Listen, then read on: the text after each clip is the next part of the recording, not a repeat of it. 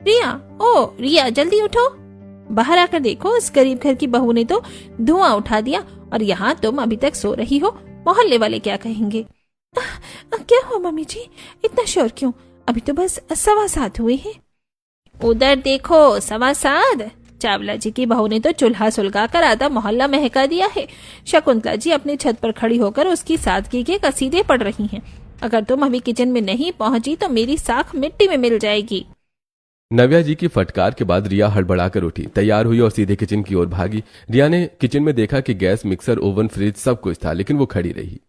क्या करूं, कहाँ से शुरू करूं? मुझे तो कुछ भी नहीं आता। रिया, जल्दी से अच्छी अच्छी डिशेस बना लो, थोड़ी देर में शकुंतला और मोहल्ले की कुछ औरतें आ जाएंगी खबर लेने के लिए। वैसे भी आज तुम्हारी पहली रसोई है। नव्या ड्राइंग रूम में सोफे पर सज धज कर बैठी थी, पर उनकी निगाहें बार बार रसोई के दरवाजे पर टिकी थीं। तभी शकुंतला जी और 3-4 औरतें आईं। नव्या जी, राम राम। बड़ी सौंधी खुशबू का इंतजार था, पर यहाँ तो कुछ जलने की गंध आ रही है। अरे नहीं नहीं शकुंतला जी, वो शाही तड़का लग रहा होगा। रिया बेटा बाहर आओ, मोहल्ले की काकी चाची आई है। रिया रसोई से बाहर आई। नमस्ते काकी जी, आइए। रिया ने कांपते हाथों से डाइनिंग टेबल पर अपनी बनाई डिश रखी। टेबल पर सजी क्रॉकरी तो लाखों की थी, पर बीच में रखी वो पनीर की सब्जी और जली हुई पूड़ियां उसकी हार का इशारा कर रही थी। उसने यूट्यूब देख देख कर कोशिश तो बहुत की, पर अंत में बस एक ही ढंग की सब्जी बना पाई। अरे बस पनीर? नव्या जी, आपने तो कहा था कि आपकी बहू 10 तरह के पकवान बनाएगी। यहाँ तो बस एक ही सब्जी और वो पुड़िया है। कुछ ज्यादा ही करारी नहीं हो गई? शायद रिया की तबीयत ठीक नहीं है शकुंतला जी, नई आई है ना। रिया की जली हुई पूड़ियां और पनीर चखने के बाद शकुंतला जी और उनकी टोली के चेहरे पर फीकी मुस्कान थी। नव्या जी की बड़ी बड़ी बातों का गुब्बारा फूट चुका था। अब उसकी निगाहें चावला जी के उस छोटे से घर पर थी। चलो भाई, दूसरी बहू को भी देखते हैं उसने क्या किया है। चावला जी के आंगन में दाखिल होते ही शकुंतला जी ने देखा कि सुमन सिर पर पल्लू लिए चूल्हे के पास बैठी पूड़ी तल रही थी। अरे महिमा, तुम्हारी बहू ने क्या बनाया है आज? सुमन खड़ी हुई, हाथ जोड़कर सभी का स्वागत किया। काकी जी, सब कुछ तैयार है। चूल्हे में आग सही से नहीं जल पा रही थी, इसलिए थोड़ा सा वक्त ज्यादा लग गया। सुमन ने एक एक करके पीतल की थालियां सजाना शुरू किया। जैसे ही थाली औरतों के सामने आई, सबकी आंखें फटी की फटी रह गई। थाली में 1-2 नहीं बल्कि 4-5 तरह की लजीज सब्जियां रखी थी। अरे ये क्या, आलू की रसेदार सब्जी, मसाले वाली सूखी भिंडी, दही वाले बैंगन, और ये क्या है सुमन? चाची जी, ये दाल के कबाब और साथ में पुदीने की चटनी, और ये आलू के छिलकों की कुरकुरी भुजिया है। पापा को बहुत पसंद थी तो सोचा यहाँ भी सब कुछ चखा दूं। वाह वाह, स्वाद तो ऐसा है जैसे साक्षात अन्नपूर्णा ने बनाया हो। सौंधी महक और ये सादगी। महिमा, तेरी बहू ने तो कमाल कर दिया। उधर नव्या जी ने तो बड़ी तारीफ की अपनी बहू की, लेकिन खाने में कोई स्वाद न था। अरे पहला दिन है, नहीं हो पाया होगा, धीरे धीरे सब सीख जाएगी। तुम तो बड़े प्यार से कह रही हो महिमा, लेकिन नव्या वो तो हमेशा ही अपनी चीज को अच्छा बताने की होड़ में लगी रहती है। जानती हूँ मैं उसकी आदत, लेकिन इस तरह बहुओं की तुलना करके उन्हें और मुश्किल में नहीं डालना चाहिए। खैर छोड़ो उसकी बातें। मोहल्ले की औरतें उंगलियां चाटती रह गईं। शकुंतला जी ने खुश होकर सुमन के सिर पर हाथ रखा और अपनी जेब से 500 का नोट निकालकर शगुन दिया, और फिर सभी लोग उठकर जाने लगी। महिमा, बहू हो तो ऐसी, तुम्हारी बहू ने तो कमाल कर दिया। इतना स्वादिष्ट खाना बनाया कि मजा ही आ गया। आज तो पहली रसोई की बाजी तो तुम्हारी बहू ही जीत गई है। शकुंतला जी की ये बातें सीधे नव्या जी के कान में पड़ी, जो अपनी बालकनी में से ये सब देख रही थी। उनका चेहरा गुस्से से तमतमा उठा। गरीब बहू ने अपनी पहली रसोई में ही बाजी मार ली थी। गुस्से से तमतमाती हुई अपनी बहू रिया के पास गई। रिया, सुना तुमने? पूरे मोहल्ले के सामने आज मेहता खानदान का तमाशा बन गया। 20 साल से इस मोहल्ले में मेरी धाक थी, हर चीज में नंबर 1 रहती थी, पर आज तुम्हारी वजह से वो गरीब महिमा की गरीब बहू मुझसे आगे निकल गई। मम्मी जी, वो मुझे आदत नहीं है। मैंने कभी खाना नहीं बनाया और न ही मुझे खाना बनाना आता है। चुप रहो, आदत डालनी पड़ेगी। वो कल की आई लड़की चूल्हे पर 10 तरह का स्वाद परोस रही है और तुम यहाँ पर हर फैसिलिटी होते हुए तुमसे कुछ भी नहीं हुआ। नव्या ने गुस्से में रसोई का सारा सामान इधर उधर कर दिया। रिया की आंखों से आंसू बहने लगे, पर नव्या जी का दिल नहीं पसीजा। सुन लो कान खोलकर, आज से घर का शेफ छुट्टी पर रहेगा। कोई बाहर से खाना नहीं आएगा और ना ही तुम्हारी कोई मदद करेगा। आज से तुम खुद ही रोज का खाना बनाओगी। जब तक तुम उस सुमन से बेहतर नहीं बन जाती, यही तुम्हारी सजा है। फिर मैं शकुंतला और महिमा को जवाब दूंगी। नव्या जी गुस्से में पैर पटकती हुई बाहर निकल गई। किचन में रिया अकेली खड़ी रह गई और दिमाग में वही गरीब बहू सुमन की सादगी घूम रही थी। अनजाने में ही उसने रिया के लिए थोड़ी टेंशन बढ़ा दी। धीरे धीरे दिन ढल गया, घर की हलचल शांत होने लगी। रात में अपने कमरे में सुमन और राज आमने सामने बैठे थे। आज की स्टार के लिए एक छोटा सा तोहफा। सुना है आज मोहल्ले की सारी औरतें तुम्हारे हाथ के खाने की फैन हो गई। राज जी आप भी ना, सब माँ जी का आशीर्वाद था, पर सच कहूँ तो मैं बहुत डरी हुई थी। मुझे लगा कहीं कुछ कमी रह गई तो आपकी और बाबूजी की नाक कट जाएगी। अरे सुमन, हमारी शादी जरूर बड़ों ने तय की है, पर तुम्हारी मेहनत और सादगी ने आज मेरा दिल जीत लिया। तुम फिक्र मत करो, मुझे पता है कि नए घर में सब कुछ संभालना मुश्किल होता है। अगर कभी नमक कम भी रह गया तो मैं हंस कर खा लूंगा। मैं हमेशा तुम्हारे साथ खड़ा हूँ। आपका ये साथ ही मेरी सबसे बड़ी ताकत है। लोग कहते हैं कि गरीब के घर में खुशियां कम होती हैं, पर मुझे लगता है जहाँ इतना सम्मान हो वही घर सबसे अमीर है।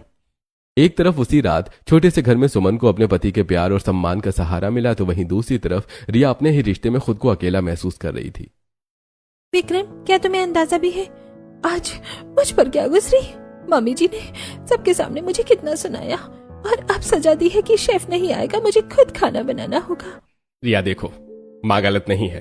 तुम जानती हो उन्हें अपनी इमेज कितनी प्यारी है। मोहल्ले में आज उनकी जो किरकिरी हुई है उसका गुस्सा तो तुम पर ही निकलेगा ना।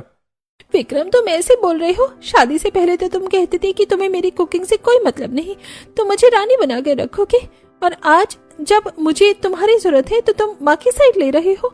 देखो रिया, वो डेटिंग के दिन अलग थी, अब तुम इस घर की बहू हो, थोड़ा तो तुम एडजस्ट करना ही सीखो। माँ की उम्मीदें गलत नहीं है, अब सो जाओ और सुबह जल्दी उठकर किचन भी संभालना है। समय के साथ रामनगर की गलियों की रफ्तार भी बदल गई थी। हर तरफ हर सुविधा मौजूद थी, तो दूसरी तरफ कम साधनों में भी समझदारी से काम चल रहा था। सुमन और रिया दोनों ही अपने अपने घर को संभालने की असली परीक्षा दे रही थी। एक दिन सुमन किचन में काम कर रही थी। थोड़ा दिमाग लगा लो ना, तो काम भी जल्दी हो जाएगा और मेहनत भी कम लगेगी।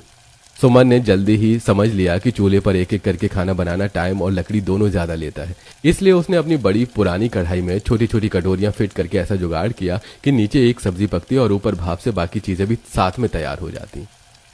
माँ जी देखिए, नीचे आलू गोभी पक रही है और ऊपर इन कटोरियों में दाल, चटनी और रायते का मसाला भाप में तैयार हो रहा है। एक साथ 4 काम। वाह रे मेरी बहू, तूने तो चूल्हे को भी गैस से तेज बना दिया। कम लकड़ी में इतना सारा खाना और वो भी इतनी जल्दी। महिमा, आज नाश्ते में क्या बना है?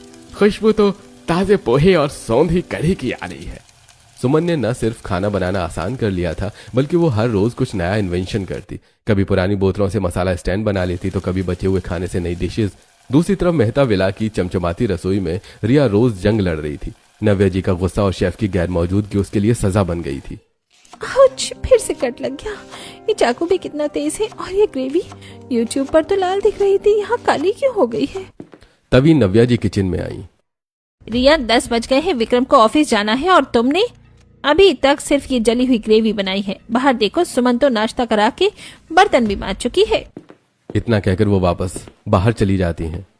कौन है ये सुमन? मैं तो आज अभी उससे मिली भी नहीं हूँ, पर ये लड़की मेरे गले का फंदा बन गई है। सुबह सुबह अपना धुआं उड़ाकर मेरी जिंदगी में आग लगा देती है। मैं पागल हो रही हूँ इस लड़की के पीछे। मेरी अपनी कोई जिंदगी बची ही नहीं, बस चौके बर्तन और मम्मी जी की डांट। मुझे नफरत हो रही है इस सुमन के नाम से। रिया की आंखों के नीचे काले घेरे पड़ चुके थे। वो रात भर रेसिपी देखती, पर सुबह जब बनाती तो सब बिगड़ जाता। हर नए दिन के साथ उसका कॉन्फिडेंस टूटता जा रहा था। क्यों नहीं बन रहा है ये वैसा? नमक डालती हूँ तो कड़वा हो जाता है, मसालों का रंग ही नहीं आता। क्या सच में एक मामूली चूल्हा जलाने वाली लड़की मुझसे बेहतर है? मेरी डिग्रियां, मेरा स्टेटस, सब इस एक कढ़ाई के सामने फेल हो गया। रिया, आज फिर नाश्ता नहीं मिलेगा क्या? मुझे क्लाइंट मीटिंग के लिए निकलना है। कम से कम ब्रेड बटर ही दे दिया करो, अगर रॉयल खाना नहीं बना पा रही हो तो। तुम्हें बस अपने नाश्ते की पड़ी है विक्रम। क्या तुम्हें दिख नहीं रहा है कि मैं कितनी कोशिश कर रही हूँ? मम्मी जी का टॉर्चर और ऊपर से तुम्हारा ये बिहेवियर। कोशिश के नंबर नहीं मिलते रिया, रिजल्ट के मिलते हैं। सामने वाले घर में देखो, 8:30 बजे तक राज ऑफिस के लिए टिफिन लेकर निकल चुका होता है। एडजस्ट करना सीखो बस। रिया की टेंशन लगातार बढ़ती जा रही थी, तो दूसरी तरफ समय अपनी रफ्तार से आगे बढ़ रहा था। देखते ही देखते दोपहर हो गई। मोहल्ले की औरतें रोज की तरह पीपल के पेड़ के नीचे इकट्ठा होकर गपशप में लग गई थी। शकुंतला जी सबसे आगे बैठी थी, मानो किसी खास बात का इंतजार कर रही हो। तभी नव्या जी और महिमा जी भी वहां आ गई।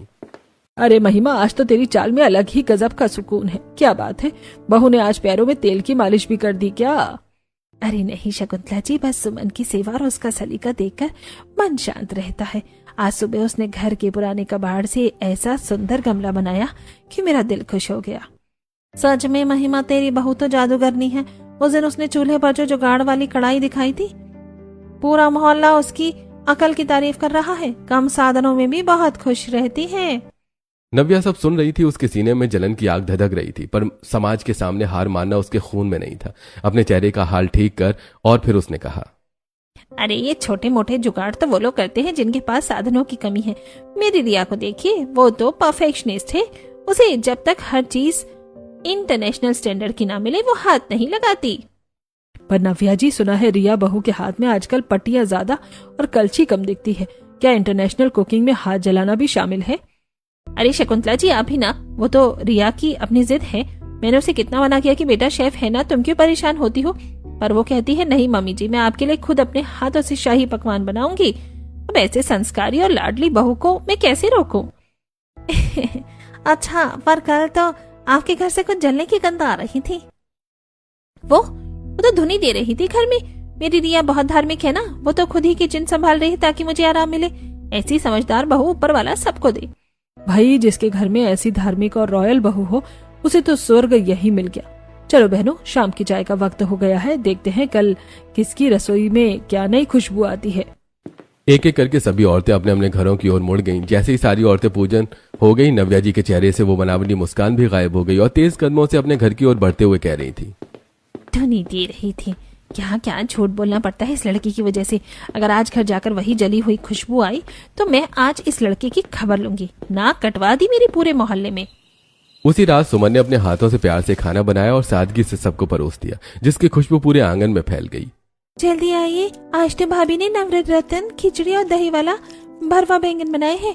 महक देखिए, पूरे मोहल्ला खींचा चलाएगा। ओहो भाभी, ये बैंगन है या मलाई? और ये खिचड़ी, इसके आगे तो बड़े बड़े होटल्स की बिरयानी फेल है। आपने इसमें क्या डाला है? कुछ खास नहीं आर्यन, बस थोड़े से खड़े मसाले और घर का बना गरम मसाला। और हाँ, बैंगन को धीमी आंच पर भाप वाली कढ़ाई में पकाया है ताकि उसका स्वाद अंदर तक रहे। महिमा, सच कहूँ तो बरसों बाद ऐसा खाना खाया है। सुमन बेटा, तेरे हाथ का हुनर तो साक्षात अन्नपूर्णा का वरदान है। भाभी, मैं तो सोच रहा हूँ कॉली ले जाना बंद कर दूं, वरना मेरे दोस्त मेरा टिफिन ही छीन लेंगे। कल तो एक दोस्त कह रहा था, भाई तेरी भाभी से कहना हमें भी कभी ये जादू वाला खाना खिलाएं। हाँ भाभी, मोहल्ले की लड़कियां भी मुझसे पूछ रही थी, पिंकी तेरी भाभी कोई स्पेशल क्लास लेती है क्या, हमें भी खिलाओ ना ऐसा खाना। कुछ महीनों के बाद सावन का आखिरी सोमवार था। रामनगर के शिव मंदिर में हर साल की तरह विशाल भंडारे का आयोजन होना था। मंदिर में मोहल्ले की महिला मंडली जमा थी। चर्चा का विषय इस बार सिर्फ पूजा अर्चना नहीं बल्कि भंडारे का मुख्य भोग था। सुनो बहनों, इस बार का भंडारा कुछ खास होना चाहिए। महिमा की बहू सुमन के हाथ का जादू तो हम सब ने चख लिया है। सब कहते हैं कि वो साक्षात अन्नपूर्णा है। क्यों ना इस बार भंडारे की रसोई की सामान सुमन को सौंप दिया जाए। हाँ हाँ, उसके जुगाड़ और स्वाद के चर्चे तो पूरे मोहल्ले में हैं।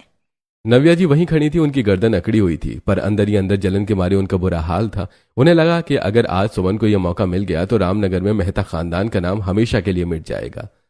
ठहरिए, सिर्फ एक ही बहू क्यों? मेरी रिया भी तो दिन रात रसोई में पसीना बहा रही है। वो तो इंटरनेशनल क्यूजीन की मास्टर है। अगर आप लोग सुमन की इतनी तारीफ कर रहे हैं तो क्यों ना एक कंपटीशन हो जाए, सावन का स्वाद। वाह नव्या जी, क्या बात कही है। तो तय रहा, मंदिर के प्रांगण में 2 रसोइयां सजेंगी, एक तरफ सुमन और दूसरी तरफ रिया। दोनों को ठीक 3 घंटे में 10 अलग अलग तरह के पकवान तैयार करने होंगे। जिसका भोग सबसे पहले तैयार होगा और जिसका स्वाद भक्तों के दिल जीत लेगा, वही इस साल की नगर लक्ष्मी कहलाएगी। खबर आग की तरह फैल गई। मेहता विला में कोहराम मचा था। रिया के हाथ कांप रहे थे। वो अपनी उंगलियों की पुरानी पट्टियां देख रही थी। मम्मी जी, ये क्या कर दिया आपने? मुझे एक सब्जी भी ठीक से नहीं आती और आपने 10 डिशेस का चैलेंज ले लिया, वो भी सबके सामने। मैं नहीं कर पाऊंगी। करना पड़ेगा रिया। अगर कल तुम हार गई तो मैं इस मोहल्ले में मुंह दिखाने लायक नहीं रहूंगी। सारी मशीनें, सारे गैजेट्स और सबसे महंगे मसाले मैं मंदिर भिजवा रही हूँ। बस उस चूल्हे वाली को हरा देना, वरना मेरी 20 साल की साख मिट्टी में मिल जाएगी। वहीं दूसरी तरफ महिमा जी ने घर जाकर जब सुमन को कंपटीशन का बताया तो मैं बना तो दूंगी, पर इसमें कंपटीशन की क्या जरूरत थी? ये तो भोले बाबा का भोग है। प्रसाद तो श्रद्धा से बनता है, मुकाबले से नहीं। खैर, अगर बड़ों की यही आज्ञा है तो मैं अपनी तरफ से पूरी कोशिश करूंगी। मुकाबले से एक दिन पहले सुमन ने रात को ही सब्जियां काट ली, आटा गूंथकर परात में ढककर रख दिया ताकि सुबह वक्त बचे। लेकिन तभी एक बिल्ली आंगन में घुस आई। बर्तन गिरने की आवाज सुनकर सुमन और राज हड़बड़ाकर बाहर आए तो देखा होश उड़ गए। बिल्ली ने आधा आटा खा लिया था और कटी हुई सब्जियों पर गंदे पैर मार दिए थे। घंटों की मेहनत पल भर में मिट्टी में मिल गई। सब बर्बाद हो गया। सुमन, हम फिर से करेंगे। इतनी रात को? रात के 12 बजे दोनों फिर से रसोई में बैठ गए। राज सब्जी काट रहा था, सुमन आटा गूंथ रही थी। बीच बीच में राज की गलत कटाई पर दोनों खिलखिला उठते। उधर रिया अपने कमरे में बैठी थी, कल के कंपटीशन की चिंता में। कल 10 सब्जी बनानी है, कहाँ से शुरू करूं, क्या बनाऊं, कैसे होगा? माँ जी ने बिना पूछे बोल दिया और अब अकेले में क्या करूं? सोचते हुए वो उठकर बालकनी पर चली गई। तभी उसकी नजर सामने चावला घर की रसोई में रोशनी जल रही थी, वहां पड़ी। रिया ने देखा कि सुमन और राज दोनों मिलकर काम कर रहे थे। राज सब्जी काट रहा था, सुमन कुछ बता रही थी और बीच बीच में दोनों हंस रहे थे। इनके पास न गैस है, न मिक्सर, न ओवन, लेकिन जो है वो मेरे पास नहीं। इसके साथ कोई और है और हाँ, मैं यहाँ अकेले हूँ। माँ जी ने कंपटीशन में डाल दिया है। विक्रम चुप है, सुविधाएं सब है मेरे पास, लेकिन इंसान का साथ नहीं। तभी रिया के मन में ख्याल आया, क्यों ना मैं इसी से मांग लूं मदद। रिया नीचे उतरती है। चावला घर का दरवाजा खटखटाती है। सुमन दरवाजा खोलती है। रिया जी, इस वक्त? सुमन प्लीज मेरी मदद करो, कल कंपटीशन है, मुझे कुछ नहीं आता। माँ जी ने सबके सामने बोल दिया और मैं अकेली हूँ, तुम्हें सब आता है, प्लीज।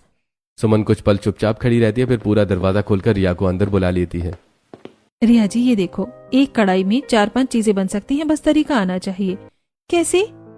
आलू से 4 बनाओ। आलू की सूखी सब्जी, आलू का भरता, आलू टमाटर की चटनी, आलू के पराठे और सब्जी, बैंगन से 2 भरता और सब्जी, फिर करेला, कद्दू, पालक, आलू, दही वाली अरबी 10 पूरे।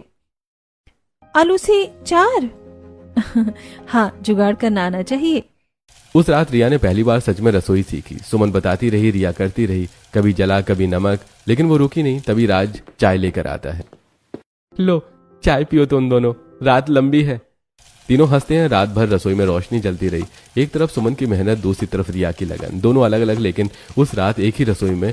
अगली सुबह मंदिर में कंपटीशन था। मोहन जी और साधु जज थे। दोनों बहुएं अपनी अपनी कढ़ाई लेकर पहुंची। रिया की कढ़ाई देखकर मोहल्ले में हल्की सी हलचल, बड़े बर्तन, मिक्सर, सब कुछ। वाह, साज सामान तो खूब है। फिर सुमन आई, एक पुरानी कढ़ाई और चूल्हा। बस सुमन ने बिना देर किए शुरू किया। एक चूल्हे पर एक साथ 3 चीजें, आलू की सूखी सब्जी, भरता, चटनी, एक एक करके। बैंगन आग पर सेका, भरता तैयार, करेला भिगोया, मीठी सब्जी बनी, कद्दू, पालक, आलू, दही वाली अरबी, एक के बाद एक, 10 की 10। अरे एक चूल्हे पर इतना सब एक साथ? काकी जी, आग एक को हो तो क्या, सोचा 10 होनी चाहिए। रिया ने भी पूरी कोशिश की। रात भर सीखा था, लेकिन कुछ कम पका, कुछ नमक ज्यादा। 9 डिशेज बनी, एक अधूरी रही। रिया ने उस अधूरी डिश को देखा, फिर खुद से कहा, एक रात में सब नहीं होता, लेकिन कोशिश तो पूरी थी। टाइम खत्म होने के बाद मोहन जी ने दोनों के बनाए हुए खाने को चखा। अरे भाई, दोनों ने मेहनत की है, लेकिन स्वाद और हुनर में सुमन आगे है। मोहल्ले वाले तालियां बजाने लगते हैं। वहीं नव्या जी का मुंह उतर जाता है। फिर सुमन आगे आते हुए कहती है, मोहन जी एक बात कहूँ? कहो बेटा। ये हुनर मुझे बचपन से मिला, माँ नहीं थी, जरूरत ने सिखाया। ये मेरी मेहनत नहीं, मेरी किस्मत है। लेकिन रिया जी के लिए ये सब नया था। उन्होंने एक रात में सीखा, अकेले, बिना किसी के साथ के। असली जीत उनकी है। यह सुनकर रिया की आंखें भर आती हैं। वो सुमन के पास आती है। सुमन, तुमने मेरी परवाह की, जबकि माँ जी की वजह से मैंने अपने दिल में तुम्हारे लिए कितनी गलत फीलिंग्स रखी, माफ करना। कोई बात नहीं रिया जी। दूर खड़ी नव्या जी ये सब देखकर हैरान रह जाती हैं। पास आकर रिया से कहती है, रिया, मैंने तुम्हें हमेशा सुमन से कंपेयर किया। उसे नीचा दिखाने के चक्कर में मैंने तुम्हें मशीन बना दिया और तुम्हारी खुशियां दांव पर लगा दी। ये मेरी बहुत बड़ी गलती थी, मुझे माफ करना बेटा। मैंने अपनी साख के लिए अपनी ही बहू को तकलीफ दी। फिर बगल में खड़ी सुमन से कहती है, सुमन बेटा, मुझे माफ कर देना। मैंने अपनी झूठी शान के चक्कर में तुम्हें हमेशा नीचा दिखाया, गरीब कहकर तुम्हारा अपमान किया। पर आज तुम्हारी सादगी और हुनर ने मेरी आंखें खोल दी। तुम्हें आज मेरा अहंकार तोड़कर मुझे इंसानियत दिखा दी। आप बड़ी हैं, ऐसा मत कहिए। नव्या जी ने आगे बढ़कर रिया को भी गले लगा लिया। पहली बार उनकी आंखों में बनावटीपन नहीं, बल्कि ममता और सच्चाई थी। शकुंतला जी और मोहन जी भी ये नजारा देखकर भावुक हो उठे। मोहन जी, आज रामनगर ने एक बहुत बड़ी सीख पाई है। हाँ शकुंतला जी, हर इंसान अलग होता है। ना से रिश्ते नहीं बनते, प्यार से बनते हैं। और जो वक्त हम कंपेयर करने में लगाते हैं, वो वक्त अपनों को दे देते तो जिंदगी कितनी खूबसूरत होती। उस दिन रामनगर मोहल्ले ने जाना कि थाली में सब्जियां गिनने से बड़ा है दिल में एक दूसरे के लिए जगह रखना। सावन की उस शाम बारिश की बूंदों के साथ मोहल्ले की सारी कड़वाहट धुल गई थी।